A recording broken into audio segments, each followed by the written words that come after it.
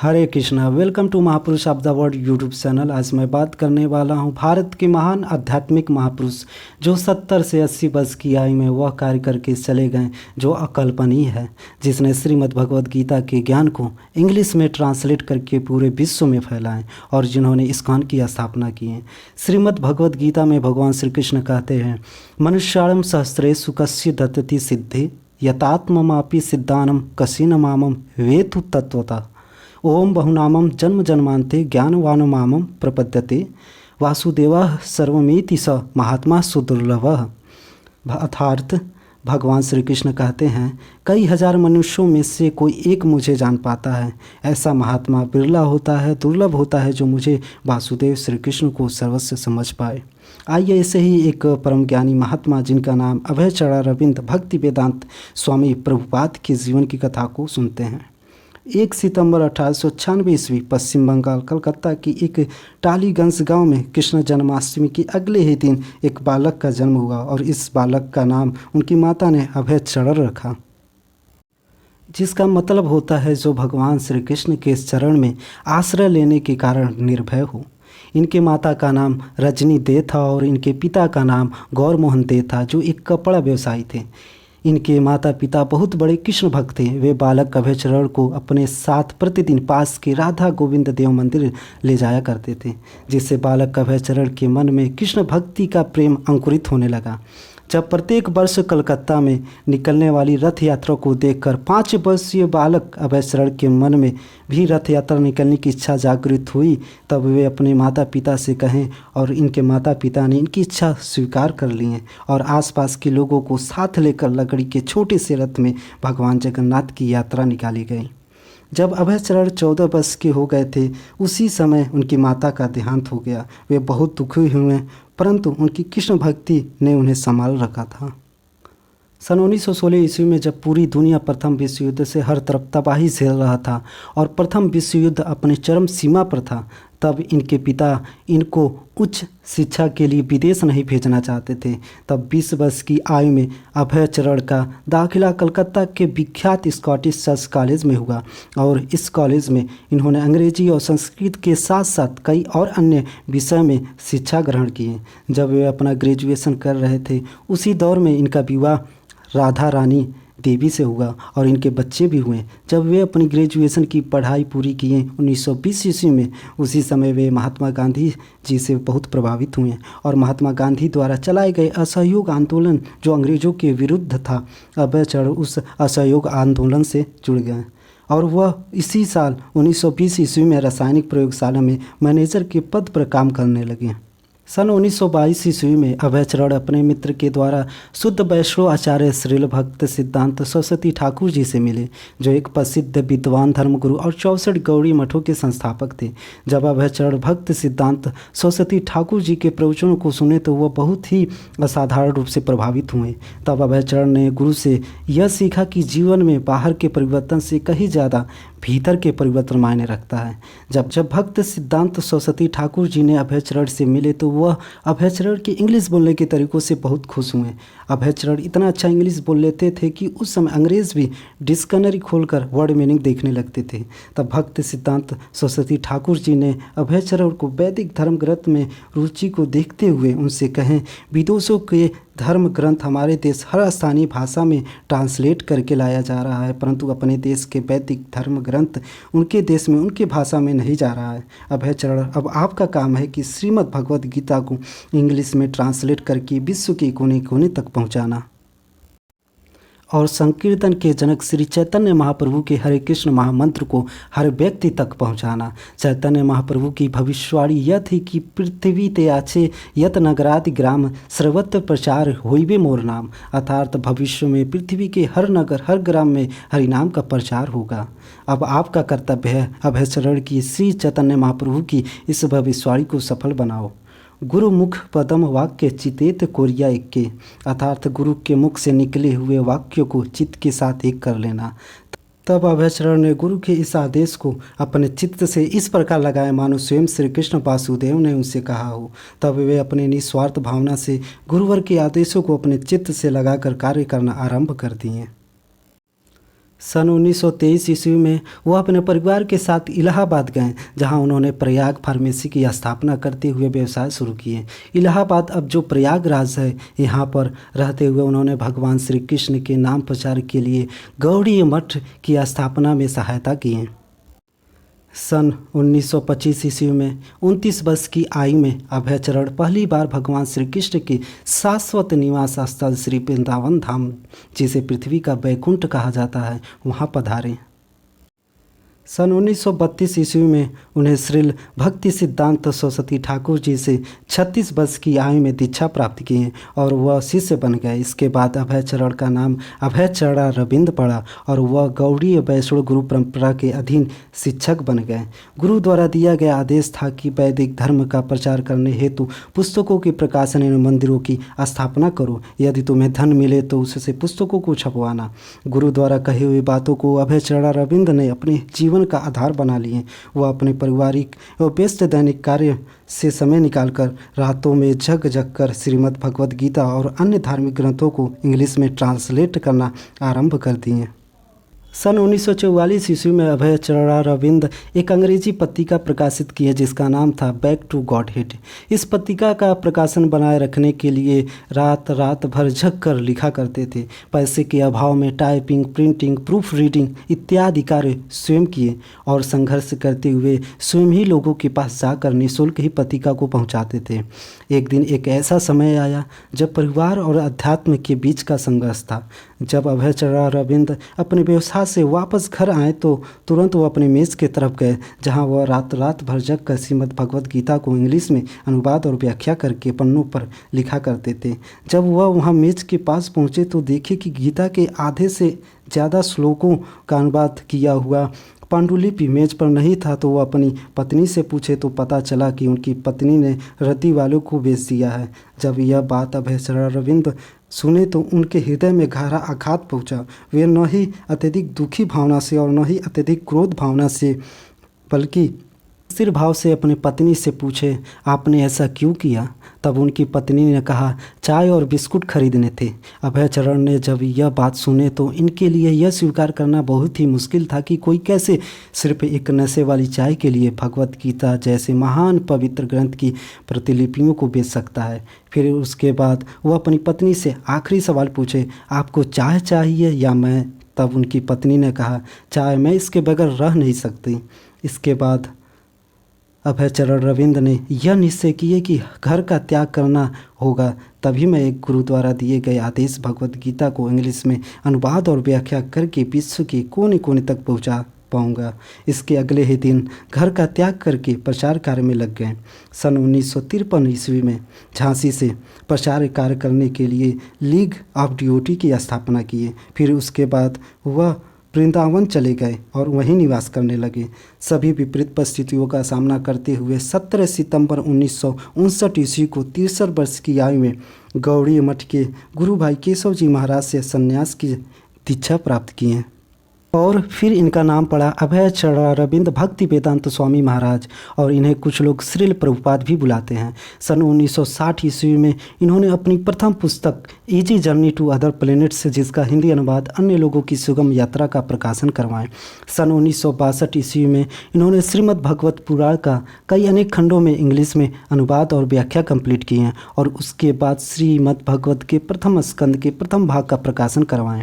सन 1965 ईस्वी में 69 वर्ष की आयु में इस वर्ष की आयु में व्यक्ति अपनी सभी जिम्मेदारियों से मुक्त होकर अपने जीवन के अंतिम पड़ाव पर होता है, परंतु श्रील प्रभुपाद अपने गुरु के दिए आदेश हरिनाम को विदेशों तक पहुंचाने के लिए अमेरिका जाने का निश्चय किए। श्रील प्रभुपाद जी की याचिका पर सिंधिया नेविगेशन कंपनी की सुमति मुरारजी की मदद से 13 अगस्त सन 1965 ईस्वी को कोलकाता से मात्र $60 कुछ गीता की पुस्तकें, एक छतरी, कुछ कपड़े और सूखी खाद्य सामग्री लेकर श्रील प्रभुपाद जी सिंधिया नेविगेशन कंपनी के जलदूत नामक एक मालवाहक जहाज़ पर सवार हुए। यात्रा के दौरान उन्हें 2 बार हार्ट अटैक, अपच एवं उल्टी का सामना करना पड़ा। 69 वर्ष की अवस्था में किसी भी व्यक्ति के लिए इस परिस्थिति में मालवाहक से यात्रा करना बहुत ही संघर्षपूर्ण रहता है। श्री कृष्ण वासुदेव की कृपा की वजह से श्रील प्रभुपाद को 2 बार हार्ट अटैक आने के बाद भी जीवन की गति जारी थी। श्री प्रभुपाद जी एक सच्चे उद्देश्य के साथ आगे बढ़ रहे थे। जब श्रील प्रभुपाद जी रात में सो रहे थे तो उन्हें स्वप्न में भगवान विष्णु के सभी अवतार भीषण तूफान में फंसी नौका को बारी बारी से खेते दिखाई दिए, मानो यह स्वप्न नहीं बल्कि स्वयं नारायण हो जो साक्षात उनसे बातें कर रहे हो। और इस स्वप्न का अर्थ यह था कि श्रील प्रभुपाद जी जिस मालवाहक जहाज़ से अमेरिका जा रहे थे वह जहाज़ समुद्री तूफान में डूबने वाला था, परंतु श्री हरि कृपा से वह मालवाहक जहाज़ डूबने से बच गया और जहाज़ आगे निकल गया। पैसे के अभाव में उन्होंने 37 दिन की इस मालवाहक जहाज़ में कठिन समुद्री यात्राएं की और इसके पश्चात वह अमेरिका पहुंचे। जब वह अमेरिका पहुंचे तो उनके मन में एक ही बात चल रही थी कि मैं अकेला हूं। इसका मतलब यह नहीं कि मैं कुछ नहीं कर सकता, हाँ यह ठीक है कि मैं सब कुछ नहीं कर सकता, लेकिन कुछ तो कर ही सकता हूँ और मैं कुछ करके ही जाऊँगा। श्रील प्रभुपाद अमेरिका के न्यूयॉर्क शहर पहुँचे तो उनके पास इतना पैसे नहीं थे कि किराए पर घर ले सके। वह सड़क के किनारे रहते हुए कीर्तन गान करते हुए आगे बढ़ रहे थे। यह वह समय था अमेरिका और वियतनाम के बीच में युद्ध छिड़ा हुआ था और यह पिछले काफ़ी समय से चल रहा था। परिस्थिति यह प्रभुपाद जी के लिए अनुकूल नहीं था, फिर भी प्रभुपाद जी अपने उद्देश्य के लिए आगे बढ़ रहे थे। जब प्रभुपाद जी को यह पता चला कि हिप्पियों से अमेरिका के प्रशासन बहुत परेशान है। हिप्पी वे लोग हैं जो बहुत ही गंदे तरीके से रहते हैं, नशा करते हैं, कई कई महीनों तक नहाते नहीं हैं और उनका एक ही मकसद रहता था सभी नियमों को तोड़ना, जिससे अमेरिका के प्रशासन और लोग बहुत परेशान थे। प्रभुपाद ने यह निर्णय लिया कि अगर मैं इन्हें बदल सकता हूं तो मैं पूरे विश्व को बदल सकता हूं। प्रभुपाद जी सबसे टफ रास्ते को चुने और उनके बीच जाकर रहना आरंभ कर दिए।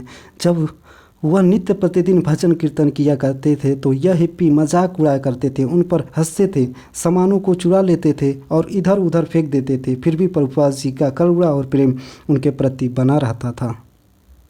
हिप्पी सभी नशे के आदी थे। प्रभुपाद जी ने उनसे पूछा कि तुम लोग नशा क्यों करते हो, तो उन्होंने बोला कि यह हमारी आदत बन चुका है। नशे से एक हाई स्टेटस का पता चलता है और इसलिए लोग हमें हाई स्टेटस वाला समझते हैं। यह बातें सुनकर तब प्रभुपाद जी ने कहा कि मैं आपको इससे भी बड़ा और ऐसा नशा बता सकता हूँ जिसको एक बार करने के बाद आप लोग जीवन भर उसी नशे को करोगे और इस नशे के समक्ष इस विश्व में दूसरा नशा कुछ भी नहीं हो सकता।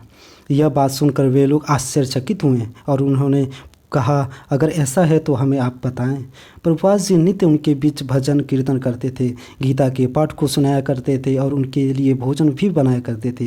धीरे धीरे उनके हृदय परिवर्तन होने लगे और फिर वे लोग अशुद्ध जीवन से शुद्ध आनंदमयी भक्तिमयी जीवन जीना आरंभ कर दिए और धीरे धीरे सैकड़ों हजारों शिष्य बन गए। जब स्थानीय मीडिया को पता चला कि हिप्पी अब हैप्पी हो गए हैं और एक शुद्ध आनंदमयी जीवन जी रहे हैं तो एक इंटरव्यूअर आया और प्रभुपाद जी से पूछा क्या आप भगवान हैं। तब मधुर स्वर में प्रभुपाद जी ने जवाब दिया, नहीं मैं भगवान नहीं हूँ, मैं भगवान का नौकर हूँ। और हाँ, मैं भगवान का नौकर भी नहीं हूँ, मैं भगवान का नौकर बनने का सिर्फ प्रयास कर रहा हूँ। यह बात सुनकर इंटरव्यूअर आश्चर्य में पड़ गया। एक ऐसा व्यक्ति जो कह रहा है कि वह भगवान नहीं भगवान का नौकर बनने का प्रयास कर रहा है।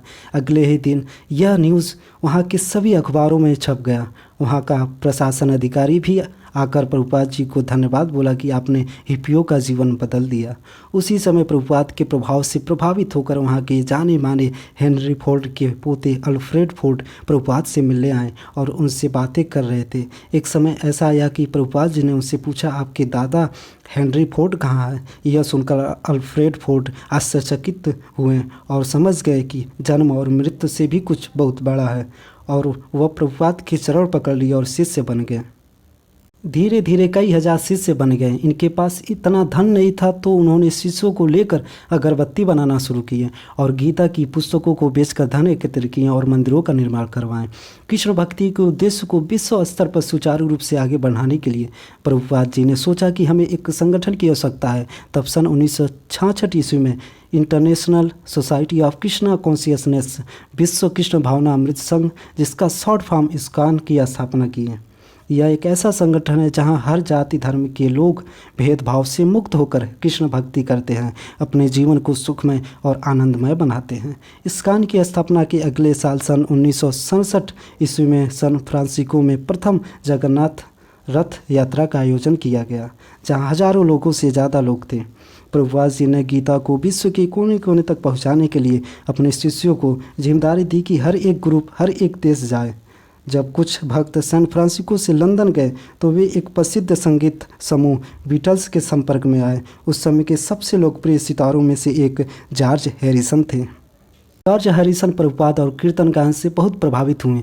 फिर उसके बाद लंदन में राधा कृष्ण के भक्तों के साथ एक संगीत एल्बम बनाने का फैसला किए और श्रील प्रभुपाद को उन्होंने 71 एकड़ ज़मीन दान दिए। सन 1970 ईस्वी में श्रील प्रभुपाद जी ने इस्कॉन को कार्यों को सुव्यवस्थित रूप से संचालित करने के लिए एक गवर्निंग बॉडी कमीशन GBC की स्थापना की है कि इस्कॉन को प्रोफेशनल तरीके से चलाया जा सके। सन 1971 ईस्वी में 75 वर्ष की आयु में जब प्रभुपाद जी अपने कुछ विदेशी शिष्यों के साथ वह भारत आए तो यहाँ के लोग विदेशी शिष्यों को देखकर बहुत ही आकर्षित हुए और प्रभुपाद जी के कार्यक्रमों में लोगों ने रुचि दिखाई और इस प्रकार भारत में इस्कॉन द्वारा कृष्ण भक्ति और हरि नाम का प्रचार आरंभ हुआ। प्रभुपाद जी ने अनेक गुरुकुल, विद्यालय, गौशाला, कृषि क्षेत्रों की स्थापना की। 72 ईस्वी में प्रभुपाद जी पुस्तकों के प्रकाशन के लिए भक्ति वेदांत बुक ट्रस्ट की स्थापना की, जो भारतीय धर्म और दर्शन के क्षेत्र में विश्व का सबसे बड़ा प्रकाशक है। सन 1975 ईस्वी में श्रील प्रभुपाद जी ने अनेक वैदिक धर्म ग्रंथ और चैतन्य महाप्रभु के जीवन पर आधारित श्री चैतन्य चरितामृत का 17 खंडों में इंग्लिश में अनुवाद एवं टीका पूर्ण करके इन पुस्तकों का प्रकाशन करवाएं। प्रभुपाद जी श्री कृष्ण बलराम मंदिर वृंदावन में रहते हुए अनेक कार्य किए। 24 घंटे में से मात्र 2 घंटे सोते थे और बाकी 22 घंटे वह सेवा किया करते थे। प्रभुपाद जी जानते थे उनके पास बहुत कम समय है। वह रात्रि में मात्र 10 बजे से 12 बजे तक सोते थे और ऐसा कोई भी दिन नहीं था कि प्रभुपाद जी रात्रि में 12 बजे से उठकर धर्म ग्रंथों का अनुवाद न करें। वह पूजा अर्चना, प्रवचन, व्याख्या और साक्षात्कार देकर सेवा में लगे रहते थे। उस समय मोबाइल नहीं हुआ करता था बात करने के लिए, तो प्रभुपाद जी कई घंटे बैठकर हजारों पत्रों को लिखकर पूरी दुनिया में स्थित इस्कॉन मंदिर के शिष्यों को जवाब भेजते थे। वह डिक्टाफोन से इंग्लिश में अनुवाद और व्याख्या को रिकॉर्ड करते थे और उनके शिष्य लिखा करते थे। ऐसा आया सन 1977 ईस्वी। 81 वर्ष की आयु में प्रभुपाद जी का शरीर के आर्गन काम करना बंद कर दिए। प्रभुपाद जी बेड पर लेटे हुए धर्म ग्रंथ का इंग्लिश में अनुवाद और व्याख्या किया करते थे और उनके शिष्य के बातों को रिकॉर्ड करते थे और लिखते थे। वह अपनी आखिरी सांस तक अपने गुरु के उद्देश्य को पूरा करने के लिए कार्य में लगे हुए थे। 14 नवंबर सन 1977 ईस्वी वह दिन था जब श्री भक्ति वेदांत प्रभुपाद जी बेड पर लेटे हुए गीता को इंग्लिश में अनुवाद एवं व्याख्या कर रहे थे। तभी वह अपने शरीर को त्याग कर श्री हरि के बैकुंठ धाम के लिए निवास के लिए चले गए। 12 वर्षों के अंदर श्रील प्रभुपाद जी ने 10,000 से अधिक शिष्यों को दीक्षा प्रदान किए।